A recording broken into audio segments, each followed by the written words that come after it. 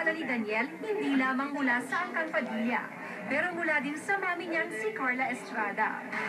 Sa pagsikat ng anak, binato ang celebrity mom ng sari-saring intriga. Nasa dugo namin naman ang hindi kami magpapaakit. Pero sinabihan ko siya, anak, class na yan. Alam na nila na may pagil ka. Banat kay Carla, ang umunay pagiging stage mom at mayabang. Pero buwelta ni Carla.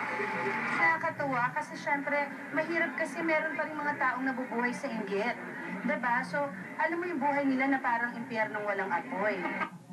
Matagal lang hiwalay si Carla sa ama ni Daniel na si Romel Padilla. Ngayon pati love life ni Carla naungkat, gaya ng pagkakaugnay niya sa iba't ibang lalaki. Una sa isang politiko. Walang katotohanan yan. Yung politician is gay or something. Ang saka nga ngayon pa.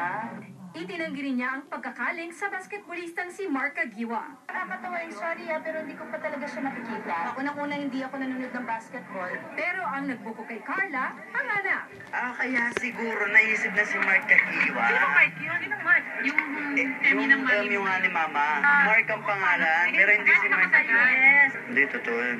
Nagkaunawaan at nagkaayos na rin ang mga tiyuhin ni Daniel na sina Robin Padilla at Bibi Gandanghari. Sa post ni Robin sa social networking site, pinakita ni Binoy na ang anak ni si Ali kasama si Bibi na tinawag niyang sister.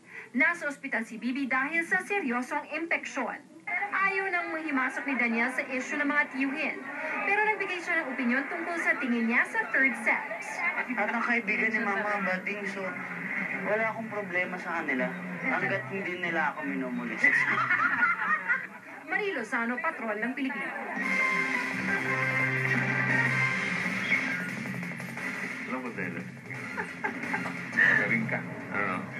Kasi naman yung tubig pala sa